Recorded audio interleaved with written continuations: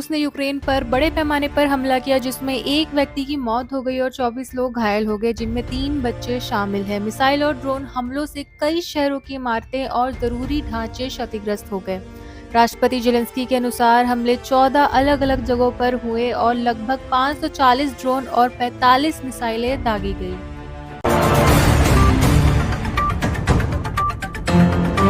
प्रधानमंत्री नरेंद्र मोदी जापान दौरे पर हैं, जहां उन्होंने जापानी पीएम शिगेरू इशिबा से मुलाकात की। पीएम मोदी ने शिगेरू और उनकी पत्नी को खास उपहार दिए, जिनमें कीमती पत्थर से बना रेमन बाउल, चांदी की चॉपस्टिक और एक पश्मीना शॉल शामिल है।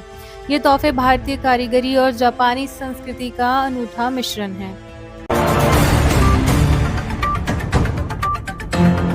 इंडोनेशिया में विधायकों के वेतन को लेकर शुरू हुए विरोध प्रदर्शन ने हिंसक रूप ले लिया। गुस्साई भीड़ ने पश्चिम नुसा तेंगारा, पेगलोगन और सिरोबेन की विधानसभा के भवनों में आग लगा दी, जिससे 3 लोगों की मौत हो गई।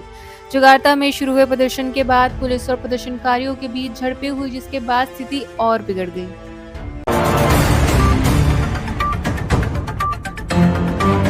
केरल के कोच्चि में कैनरा बैंक शाखा के कर्मचारियों ने बीफ पार्टी करके विरोध प्रदर्शन किया, क्योंकि बैंक मैनेजर ने कैंटीन में बीफ पर कथित रूप से प्रतिबंध लगा दिया था। कर्मचारियों का कहना है कि उप क्षेत्रीय प्रबंधक अश्विनी कुमार के आने के बाद से उन्हें परेशानियां हो रही हैं। भारतीय बैंक कर्मचारी महासंघ ने इस प्रदर्शन का समर्थन किया है।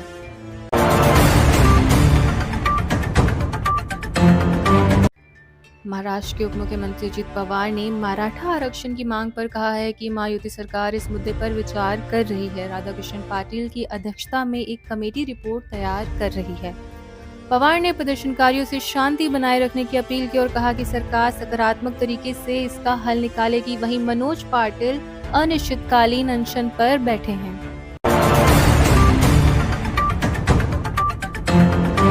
गुजरात के हिम्मतनगर में भारी बारिश से हाउसिंग सोसाइटियों में जलभराव हो गया। शहर के पौष इलाकों में घरों और दुकानों में पानी घुस गया, गाड़ियां डूब गईं। चपरिया 4 रास्ते के पास दुकानें जलमग्न हो गईं।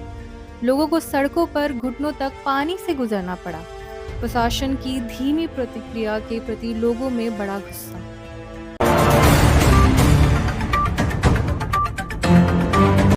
मध्य प्रदेश के झाबुआ में एक दर्दनाक हादसा हो गया। रेत से भरा ट्रक एक घर में घुस गया, जिससे 7 साल की बच्ची समेत 3 लोगों की मौत हो गई। यह घटना फतेहपुरा गांव के पास चोरन माता घाट पर हुई। पुलिस ने ड्राइवर के खिलाफ मामला दर्ज कर लिया है। दुर्घटना के बाद ग्रामीणों ने विरोध प्रदर्शन किया।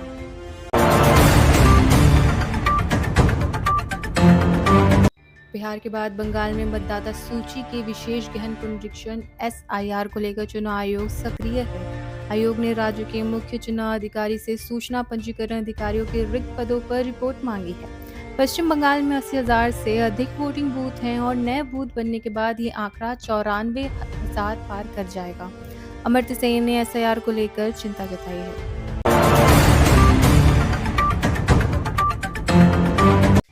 ट्रम्प टैरिफ के बीच भारत के GDP के आंकड़े सामने आए हैं। भारतीय सकल घरेलू उत्पाद में वृद्धि देखी गई है। वित्त वर्ष 2025 से 26 की पहली तिमाही में भारत की विकास दर 7.8% रही। पिछले वित्त वर्ष में इसी तिमाही में भारत की विकास दर 6.5% रही।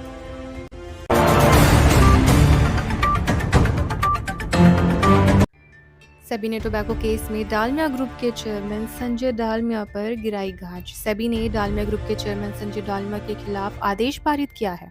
आदेश के अनुसार संजय को 2 साल के लिए शेयर मार्केट से प्रतिबंधित कर दिया गया है। इसके साथ उन पर सेबी ने 30 लाख रुपए का जुर्माना भी लगाया है। सेबी ने इस केस में और लोगों के खिलाफ भी फैसला सुनाया है।